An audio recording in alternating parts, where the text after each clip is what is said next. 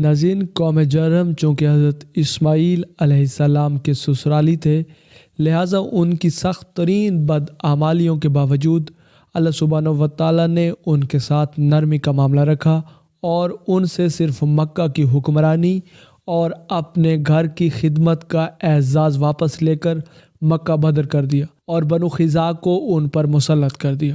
ربیعہ کی وفات کے بعد بنو خزاع کے ایک اور سردار عمر بن لہی نے زمام قیادت سنبھالی۔ عمر بن لہی وہ بدبخت انسان تھا جس نے عرب میں پہلی مرتبہ بت پرستی متعارف کروائی۔ اس نے ملک شام میں بت پرست قوم عمالیق سے حبل نامی بت خریدا اور اسے کعبہ میں ایک نمایاں جگہ پر نصب کر کے اس کی پرستش شروع کر دی۔ یوں جلد ہی بت پرستی کا یہ سلسلہ مکہ سمیت پورے عرب میں پھیل گیا۔ آپ صلی اللہ علیہ وآلہ وسلم نے صحابہ کرام سے ارشاد فرمایا کہ میں نے اسے یعنی عمر بن لہی کو جہنم میں دیکھا ہے کہ اس کی انتڑیاں آگ میں گھسیٹی جا رہی تھی۔ ناظرین، زمانہ جاہلیت میں بھی مکہ کی سرزمین اپنے اوپر کسی ظلم اور طوالت کو برداشت نہیں کرتی تھی۔ بنو جرہم زمزم کا کنواں مٹی سے ڈھانک گئے جس سے اس کا پانی خشک ہو گیا۔ زمانے نے کئی کروٹیں لیں، آخرکار اللہ سبحانہ و تعالیٰ نے سردار عبد المطلب کے ہاتھوں اس چشمے کی دوبارہ کھدائی کا انتظام فرمایا، جن کے زمانے تک اس کے آثار تک مٹ چکے تھے۔ سردار عبد المطلب نے سقایا کا فرض منصبی خوش اسلوبی سے انجام دیا اور حجاج بیت اللہ کی ویسے ہی خدمت کی کہ جیسے آپ کے آباء و اجداد کرتے آئے تھے، اور قوم نے آپ کی بے مثال عزت افزائی کی۔ آپ کے علاوہ کسی کو بھی وہ اپنا سردار نہ سمجھتے تھے۔ ایک مرتبہ آپ حتیم یعنی کعبہ کا ایک غیر عمارتی حصے کے اندر تشریف فرما تھے۔ جیسا کہ سیرت کی کتابوں میں ذکر آیا ہے کہ ایک شخص خواب میں آیا اور کہنے لگا طیبہ کھود ڈالو۔ دوسرے دن وہ آیا اور کہنے لگا پرا کھود ڈالو۔ تیسرے دن وہی خواب میں آیا اور کہنے لگا مزدونہ کھود ڈالو، اور چوتھی مرتبہ کہا زمزم۔ سردار عبد المطلب نے پوچھا زمزم کیا ہے؟ جواباً کہا گیا نہ کبھی خشک ہوتا ہے نہ کم، حجاج کا جمع غفیر اس سے سیراب ہوتا ہے، وہ فضلے اور خون کے درمیان ہے، اور وہ سفیدی میل کوے کی ٹھونگ کی جگہ چیونٹیوں کے بھٹ کے پاس ہے۔ نوارد نے جب اتنا کچھ بتا دیا، جگہ کی نشاندہی بھی کر دی، تو سردار عبد المطلب اٹھے، کھدال اٹھائی، اپنے بیٹے حارث کو لیے وہاں چلے۔ پہنچ کر کھدال ماری تو قریش جھگڑنے لگے کہ یہ تو ان کے باپ حضرت اسماعیل علیہ السلام کا کنواں ہے، اس میں سے انہیں بھی حصہ ملے۔ سردار عبد المطلب کے انکار پر کہ انہیں اس میں سے حصہ نہیں ملا، سردار کے انکار پر فریقین نے ملک شام کے قبیلہ سعد بن حزم کی خاتون جو کہ کاہنہ تھی اور اپنا فصیل بنایا، اس کے پاس لے جانے کا فیصلہ کیا۔ دوران سفر وہ سب کے سب ایک جگہ خیمہ زن تھے کہ زاد راہ ختم ہو گیا۔ پریشانی بڑھ گئی۔ سردار عبد المطلب کہنے لگے چلو آگے چلتے ہیں، شاید کہ کہیں پانی مل جائے۔ یہ کہہ کر اپنی اونٹنی پر سوار ہوئے، اور جو ہی وہ اٹھی اس کے نیچے میٹھے پانی کا چشمہ ابل پڑا۔ سردار عبد المطلب خوشی سے جھوم اٹھے، سارے لوگوں کی جان میں جان آ گئی۔ سب نے وہیں پڑاؤ کیا، پیاس بجھائی، مشکی سے بھرے۔ قریش کے اور قبائل کو بھی بلا لیا، وہ تمام آئے، سیراب ہوئے اور کہنے لگے اے عبد المطلب، خدا کی قسم تم نے بازی جیت لی، آئندہ زمزم کے مسئلے پر ہم آپ سے کبھی جھگڑا نہیں کریں گے۔ قسم اس خدا کی کہ جس نے اس چٹیل میدان میں آپ کو سیراب کیا، اسی نے آپ کو زمزم سے بھی نوازا ہے، یہ لو اپنی امانت سنبھالو۔ اس طرح فریقین بغیر کاہنہ کی ثالثی کے یہیں سے مکہ واپس لوٹ چلے، اور سردار عبد المطلب نے حجاج بیت اللہ کی سقائیت کے لیے خود کو وقف کر دیا۔ ایک عرصے کے بعد جب خاتم الانبیاء جناب محمد رسول اللہ صلی اللہ علیہ وآلہ وسلم توحید کا پرچم لہراتے دنیا میں نمودار ہوئے، اور اللہ صاحب عرش عظیم نے بطور معجزہ آپ کو اسراء اور معراج سے نوازا، اس وقت بطور مقدمہ آپ صلی اللہ علیہ وآلہ وسلم کے سینہ اطہر کو زمزم سے دھویا گیا۔ حضرت ابو ذر رضی اللہ تعالیٰ عنہ فرماتے ہیں کہ رسول اللہ صلی اللہ علیہ وآلہ وسلم نے فرمایا میرے گھر کی چھت کھلی، اس وقت میں مکہ میں تھا، حضرت جبرائیل علیہ السلام اترے، میرا سینہ چاک کیا اور اسے زمزم سے دھویا، پھر ایک سونے کا تشت ایمان و حکمت سے بھرا میرے سینے میں اونڈیل کر اسے سل دیا۔ اس کے بعد میرا ہاتھ تھام کر آسمان دنیا کی طرف چل پڑے۔ وہاں پہنچ کر حضرت جبرائیل علیہ السلام گویا ہوئے، دروازہ کھولیے۔ آواز آئی، یہ کون ہے؟ جواب دیا، جبرائیل ہوں۔ آواز آئی کہ آپ کے ساتھ اور کون ہے؟ کہا، میرے ساتھ محمد صلی اللہ علیہ وآلہ وسلم ہے۔ آواز آئی کہ آپ مدعو کیے گئے ہیں؟ کہا، جی ہاں۔ ناظرین، بعثت کے وقت حجاج بیت اللہ زمزم سے سیراب ہوتے تھے۔ آپ صلی اللہ علیہ وآلہ وسلم کے چچا حضرت عباس رضی اللہ تعالیٰ عنہما اس پر مامور تھے۔ نبی اکرم صلی اللہ علیہ وآلہ وسلم نے اس کو عمل صالح قرار دیا اور انہیں اس پر ابھارا۔ حضرت عبداللہ ابن عباس رضی اللہ تعالیٰ عنہما سے مروی ہے کہ رسول اللہ صلی اللہ علیہ وآلہ وسلم اس مقام پر تشریف لائے جہاں سے حضرت عباس لوگوں کو زمزم پلا رہے تھے۔ آپ صلی اللہ علیہ وآلہ وسلم نے بھی طلب فرمایا۔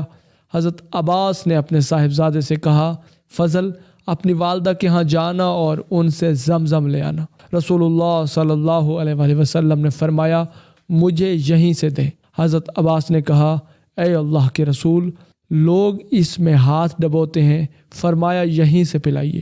پھر آپ جھکے تو زمزم کے کنویں کے پاس تشریف لے گئے جہاں بنو عبد المطلب پانی سینچنے اور پلانے پر مامور تھے۔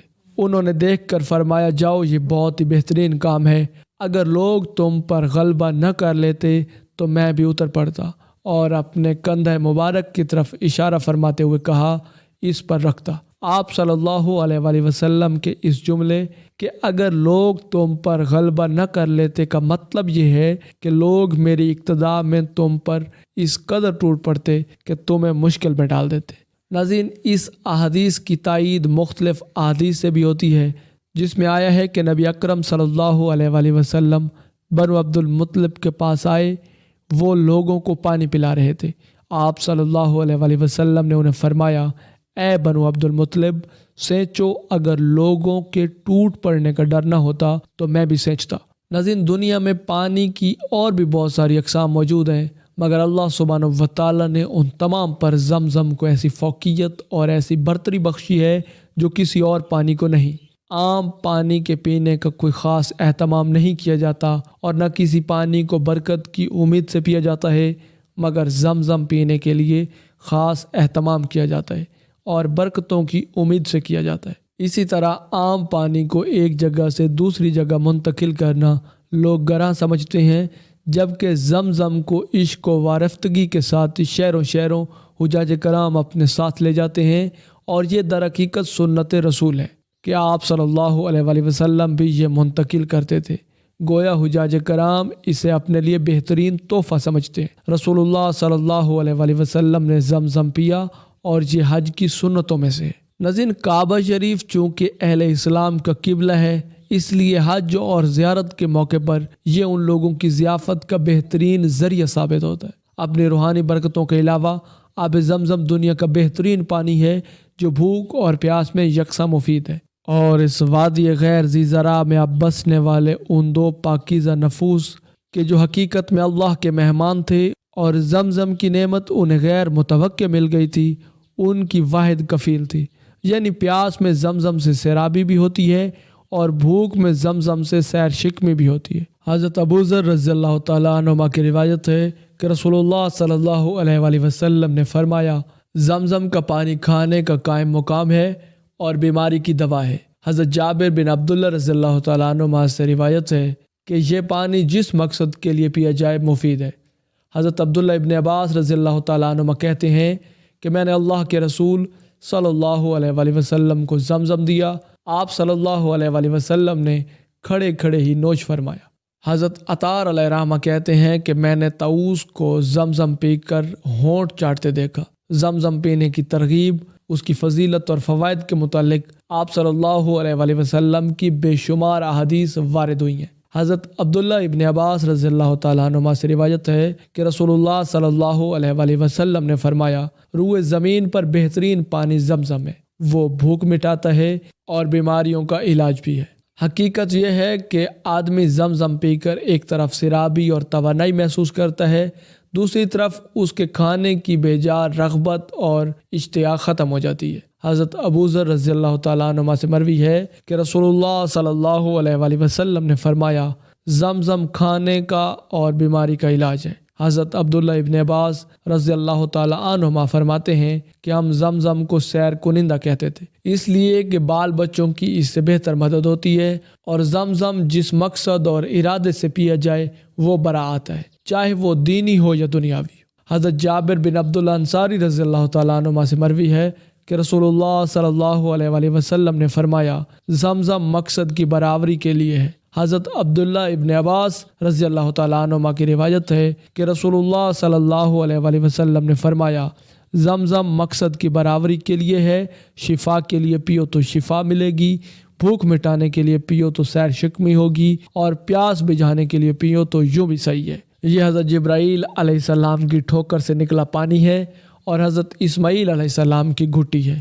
اور ایک اور روایت میں مزید یہ ہے کہ اگر اللہ کے ساتھ پناہ کے مقاصد سے پیا جائے تو پناہ مل جائے گی۔ حضرت عبداللہ ابن عباس رضی اللہ تعالیٰ عنہما جب زمزم پیتے تو یہ دعا فرماتے، اے اللہ مجھے نفع بخش علم، کشادہ رزق اور ہر بیماری سے شفا عطا فرما۔ یہی وجہ ہے کہ اسلاف علیہ رحمہ زمزم پی کر ضرور دعا کیا کرتے تھے۔ ناظرین، حضرت عبداللہ بن المبارک علیہ رحمہ زمزم کے قریب آئے، یہ حدیث سند کے ساتھ ذکر کی کہ رسول اللہ صلی اللہ علیہ وآلہ وسلم نے فرمایا کہ زمزم مقصد کے برابری کے لیے ہے۔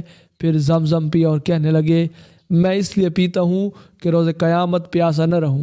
آب زمزم پروردگار کی دائمی رحمت کی نشانی ہے، جو 5000 سال قبل حضرت اسماعیل علیہ السلام کے قدموں تلے پھوٹا تھا، جب ان کی والدہ پانی کی تلاش میں کوہ صفا اور مروہ کے درمیان چکر لگا رہی تھی۔ آب زمزم کا کنواں ہمیشہ صاف رہتا ہے، نہ اس کو کبھی پھپھوندی لگتی ہے اور نہ ہی کیڑے یا کسی قسم کی آلودگی پیدا ہوتی ہے۔ عام پانی کے مقابلے میں آب زمزم میں قدرتی معدنیات زیادہ ہیں۔ اس کا ذائقہ منفرد ہونے کی وجہ یہی ہے کہ زمزم میں ذوالجلال نے یہ خاصیت رکھی ہے کہ اسے دل مضبوط ہو جاتا ہے اور دل کی گھبراہٹ ختم ہو جاتی ہے۔ ناظرین، علامہ عراقی فرماتے ہیں، رسول اللہ صلی اللہ علیہ وآلہ وسلم کا سینہ چاک کر کے اسے زمزم سے اس لیے دھویا گیا تھا تاکہ اس میں آسمان و زمین کے ملکوت اور جنت و جہنم دیکھنے کی قوت پیدا ہو جائے۔ ناظرین، زمزم کو ادب و احترام سے رکھا جائے، اس میں پوشیدہ برکات سے استفادہ کیا جائے،